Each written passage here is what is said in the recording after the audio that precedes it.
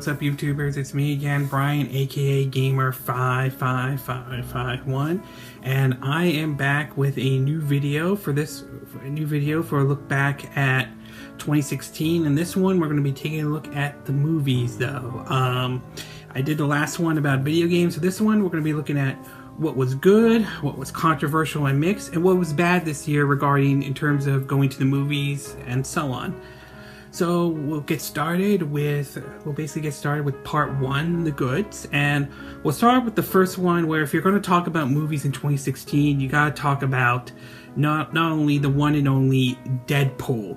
This was a surprise box office hit from a lot of people. Now, for those who are not familiar with it, Deadpool had been in development hell for quite some time. The character was portrayed poorly in X-Men Origins Wolverine, though I think often referred to as the character as Barakapool, though. There's people who also blame, Todd Rodman, the former CEO of 20th Century Fox, now working at Sony, though, who didn't want anything to do with the movie or didn't even greenlight it, though. And that controversy though, but when the movie was released in February, it became a hit. It made certainly a whole lot of money, over a $50 million budget though.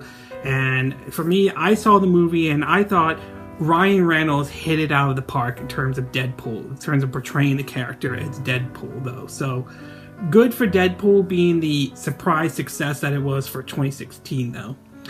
The next one I do want to talk about is Marvel movies. And once again, as always, Marvel's movies seem to be there's nothing stopping the Marvel movies, and in which Marvel released two of them that both did perform well at the box office. Doctor Strange performed very well. It came out in November this year, and so did Captain America Civil War as well. Again, I have some of the links in the description so you can read them yourself though.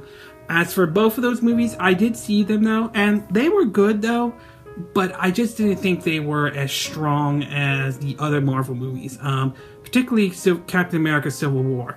Good movie, but I just didn't think it was good as good as, say, Winter Soldier was. At least that's how I look at it though. The next one was another surprise hit outside of Deadpool, and that was Sausage Party, the raunchy, animated, R-rated movie though that came out and performed extraordinarily well at the box office. For what I understand, it had only a $15 million budget, and I think it made $34 million. It may have made more though, and I have to say that was certainly a surprise hit though as well. I saw it though, and it was funny though. I mean, particularly one scene in particular though, that while I won't say it will dethrone Team America's World Police infamous puppet sex scene though, it was close. It was close, but it was certainly a funny movie as well. The next one, of course, is Rogue One. That one has done well, and that certainly was a success for Star Wars fans. In fact, there are some that are saying Rogue One was better than The Force Awakening though. Although I didn't hate The Force Awakening either though, but I saw the movie and I thought it was really good, especially as a sort of a side story though, and taking place before the events of A New Hope though. I enjoyed it as well. So good that Rogue One did well. Obviously this was a good year for Disney as well, with both the Marvel movies and the Star Wars movies doing well though. And finally, last but not least though, horror movies though. This certainly was a good year for a lot of horror movies, where a lot of blockbuster movies ran into some trouble though. Okay, I apologize a little bit on that one though. I think someone was calling my name, and unfortunately I ran into a little bit of issues though. So hopefully whatever was going on downstairs has been addressed though. So anyway, I will get started with the next part of it, which I think it was horror movies, right? The horror movies. And I will have to say that horror movies certainly were doing well this year, especially with a lot of it ranging from Don't Breathe to The Purge election year though. Now, I'll be honest with you, I'm not a big horror movie fan. I never really got into the whole horror movie things. But there's no denying that it was a huge success, considering these are, of course, like indie films, sort of low budget though, so the studios were able to make back the money they made with a lot of these films. So if you were a horror fan though, and you were into those kind of movies, then this probably was a good year for you, particularly for those who were horror movies fanatics though. Anyway, we're going to take a little break. When we come back, I will be getting to part 2, which will be talking about the controversial and the mix, the mixed part. So take a little break. We'll be right back.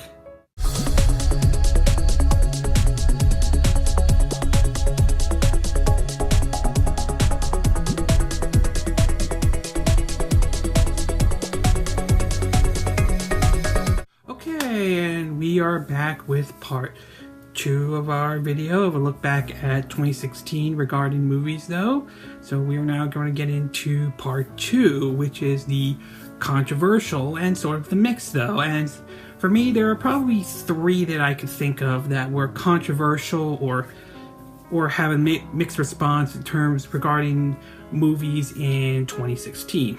The first one I will have to say is DC films, and DC films certainly got a lot of response, probably not in a positive light though.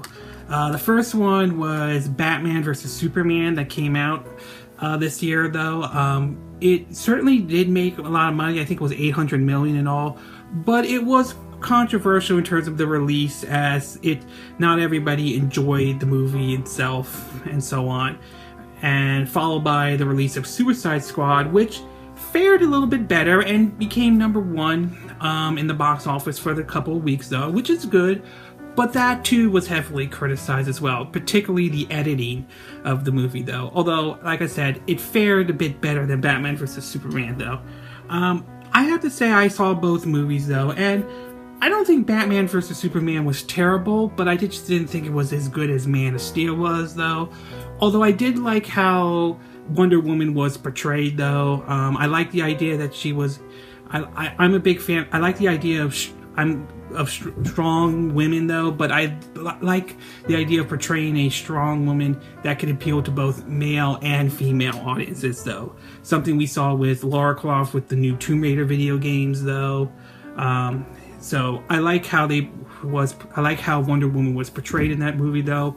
Looking forward to the new Wonder Woman movie, and it basically shows that how this was handled better than how Ghostbusters was, which I'm going to get to that a little bit later though, but that is that as well though. So Suicide Squad as well, I won't say it was as awful as critics said it was, but it certainly wasn't perfect. It was obviously clear that they panicked after the way Batman and Superman came out and decided that they needed to do something about it though.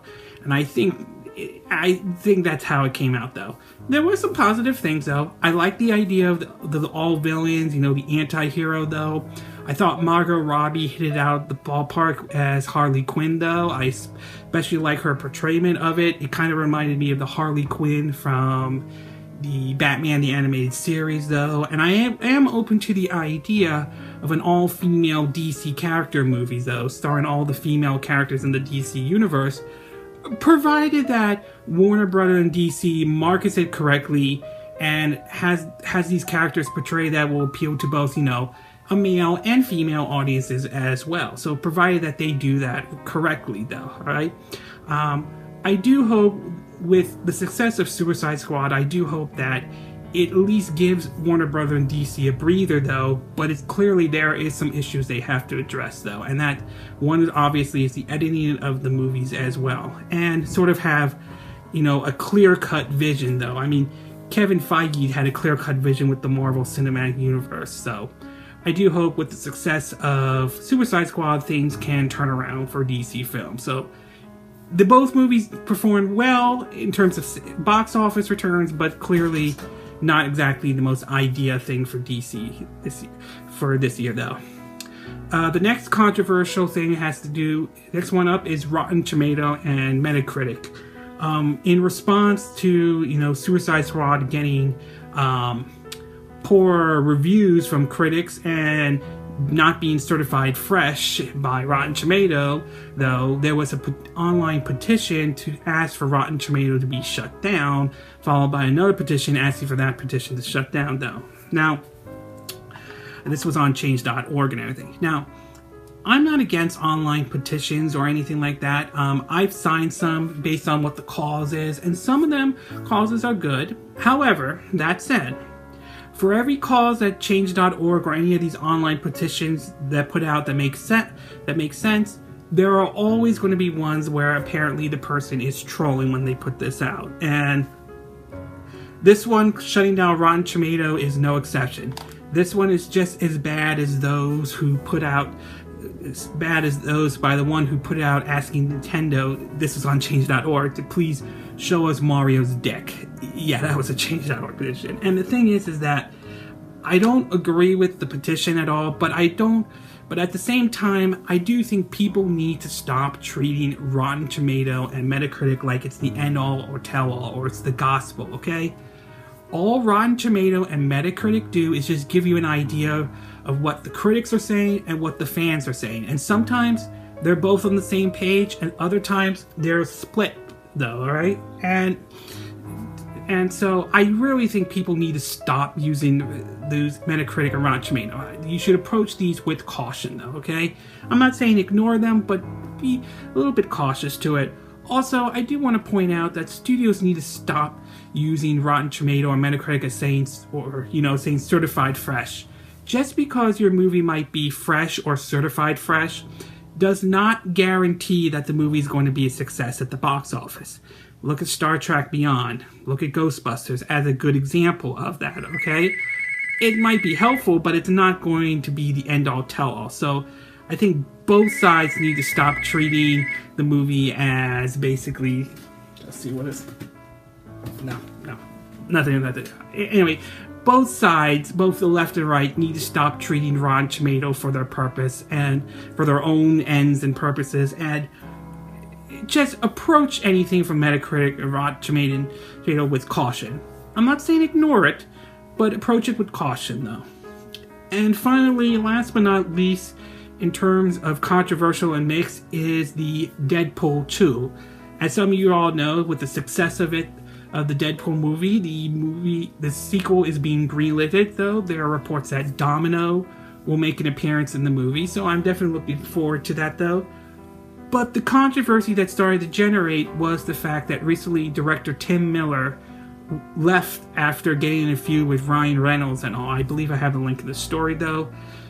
And I have to say, while it's too early to tell whether or not Deadpool 2 will be a disaster or anything, though, I am a little bit concerned with Tim Miller leaving, because it sort of comes off, in my opinion, that Ryan Reynolds had the success of the Deadpool movie go to his head, though, in a way. So I am a little concerned about the decisions that for him to leave, though, and I'm a little concerned about the decision to grant Ryan Reynolds way too much power over Deadpool 2, though. Again, it's too early to tell. We don't know, since Deadpool 2 doesn't have a release date yet, so we'll have to wait and see, though, on that one.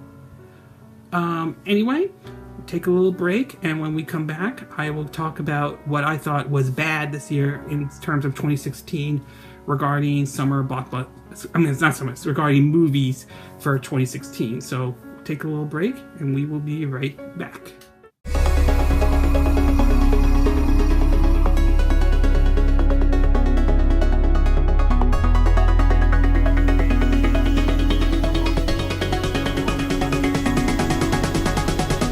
Okay, and we are back for our third part of this video, though, and for the third part, we're going to be taking a look at what was bad regarding movies this year in 2016, though. And I have to say there were probably two big ones, of course, though, with one that's going to be pretty obvious, though, but I'm saving that one for the end, though. So the first one we have to say is that overall, a lot of summer blockbusters movies, unfortunately, didn't perform as well as they should have this year. X-Men Apocalypse didn't perform nearly as good as, say, Days of the Future was, and I did like Days of the Future, though. I have to say Teenage Mutant Ninja Turtles Out of the Shadow, of course, did not perform as well too, which I think is a little bit of a disappointment because I thought that movie was an improvement over the first one though. Independence Day Resurgence also didn't perform as well, which again was a disappointment though. I mean, it's not going to dethrone the original 1996 one, but I thought it was a good sequel, and I would have liked to see, you know, one more, a third one where they finally take the fight to the aliens as well though. But overall, I have to say that it wasn't really that great of a year. Some of it could be the scripts weren't that great. Others, I think, may have been the fact that a lot of these movies were being released way too close to each other, not giving people, you know, some space or some time they needed, because they're obviously going to they're not going to see both movies at the same time. They might see just one at a time. So I do think Hollywood needs to kind of change that approach in a way. So, but overall, not a great season for summer blockbusters, and that was a bit of a disappointment though. And finally, the big one. And I know no matter what response I'm going to make by this, either people are going to agree or disagree, or I'm going to be called either a racist, sexist individual or an evil SJW / progressive, no matter how you look at it, and that is Ghostbusters Answer the Call. If you're going to talk about movies in 2016, this is the negative side to 2016 regarding movies, where Deadpool was the positive side. And the truth is that the movie, it is sad that the movie performed poorly though, but at the same time, the blame certainly does fall on Sony though. Now, I do agree that the right does share some of the blame out of this. The ones that basically went out of the way to call evil anybody who defends or like this movie an evil SJW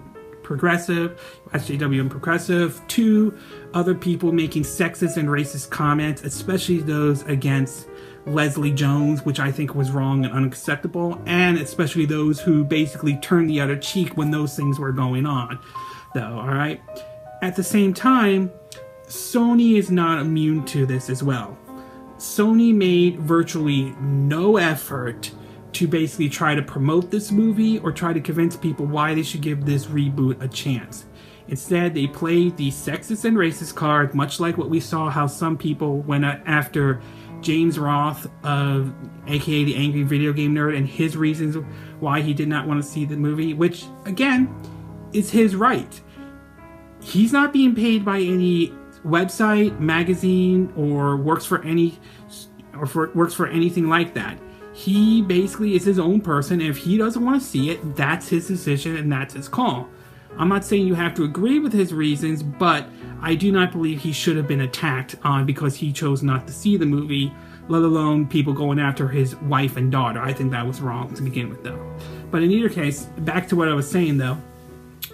Sony itself made no virtual effort to try to sell this movie. They alienated a lot of people right from the beginning, and I think that ultimately backfired when people did not show up to see the movie, though. And the fact that the movie did not perform well at the box office, domestically, mild victories internationally overseas, and of course it was banned in China, though, because of its supernatural element, though.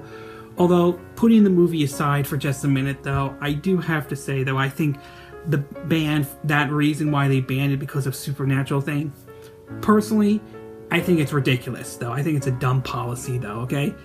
I'm not saying China banned it just because of Ghostbuster Answer the Call. I'm just saying in general, it's a dumb policy, though. But at the end, when the dust settled, though, the brand just became poisonous. I mean, the action figures did not sell as well. Reports of it being on clearance even before the movie came out. The food products, maybe a couple of them did not perform well, and even the video game, as I mentioned in my look back at 2016 in video games, though, the studio shut down after basically 3 days after the game came out, not to mention 8 months to work on the game, though. And you know what the sad thing is that I would have given this movie a chance. I would have gone in with an open mind to try to give this movie a chance. The reason why I didn't do that is for several reasons. One, Paul Feig's comments about basically calling geek culture an asshole, which I do not agree with. Yes, I think some fanboys take it to the extreme, but I think to call everybody part of geek culture an asshole is wrong, though. Not to mention, I do not share Paul Feige's views that like men are idiots or evil or anything like that. Yes, yes, I am, don't get me wrong, I am a pro-choice person. I believe that an abortion should and always be a woman's decision, even if a woman chooses not to get an abortion, though. I believe no woman should be prevented from getting an abortion, but at the same time, I believe a woman should not be forced to get an abortion, though, okay? I believe women have the right to vote. I believe women should not be forced to stay at home, though. It's one thing if a woman chooses to be a stay-at-home mom, though, but I believe a woman should not be forced to be a stay-at-home mom or a stay-at-home homemaker or anything like that, though, okay? And yes, I did vote for Hillary Clinton, and I have no regrets voting for Hillary Clinton. But, and yes, I also do believe that there are some men who take it to the extreme, though, and believe hitting a woman is justifiable, which is not, though. That said, I do not share Paul Feige's views. I do not share his views, like I said, I do not share his views that geek culture, that people part of geek culture are assholes, to the fact that men are evil or idiots or anything like that. Second reason is the fact that Sony made no effort to sell me on this movie. Like many of you, I saw the trailer, I wasn't impressed with it though, and Sony did not give me any reason why I should pluck down money to see this movie though. And third and finally, the reason why I did not want to see this movie was that if I go see it and I give my comments about it, either I'm going to be attacked by either side. Either I'm going to be called a racist and sexist pig, or I'm going to be called an evil SJW/progressive, which, for the record, I think that, for the record, one of my New Year's resolution is that I will not be taking people who play that card seriously, okay? Anybody who constantly plays the SJW card and progressive card, you're just as bad as those who play the affirmative action and race card in situations that aren't really necessary for those situations. Or those who play the Gamergate hashtag in situations that really are not there. Again, I'm not against the concept of Gamergate, disclosure and all that stuff. I'm against the harassment that came with it and those who try to defend the hashtag even after those harassment was going on though. But anyway, back on point though, even if I saw this movie though, I'm not going to give my opinion about it because, again, I'll be attacked by either side no matter what my opinion is. If I like it, I'll be called an evil SJW progressive. If I hate it, I'll be called racist and sexist pig. So to deprive anybody from going after me on that though, I will not give you my opinion about it. Even if someday I do see it down the road, I'm not going to give my opinion, no matter what.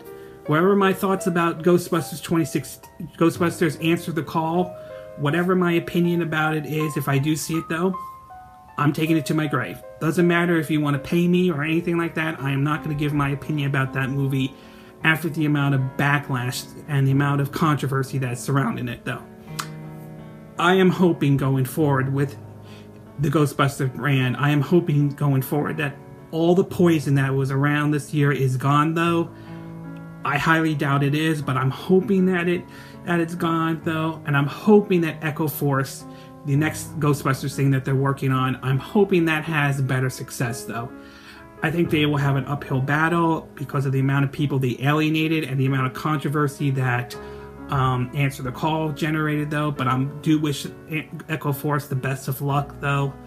But either way, I just hope that the whole controversy has died down though. Again, I don't know if it is, I don't know if it will, but I just hope it's done. It's out, it's done, it's over. You have your opinion about it, now move on with your life though. Alright, anyway, this concludes my thoughts on the good, controversial, and the bad for 2016 regarding movies though. And again, these are my opinion. What are yours? Do you agree with what I said, what was good, controversial, or bad though? Do you disagree? Do you have another take though?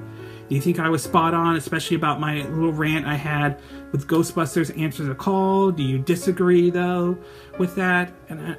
Or do you have a different take though? As always, sound off on the comment section below. Let me know what you think, whether you agree, disagree, or have a different view, though. I hope you hit the like button. I would really appreciate it, though. And of course, I hope you subscribe to my YouTube channel. This concludes this video, though, and I will see you again next time when I do another video. Hopefully that will be soon. But until then, for Southern California, I wish you guys a good day, and of course, I wish you guys a happy and safe New Year, though. Alright, so until then, I will see you again next time. Bye!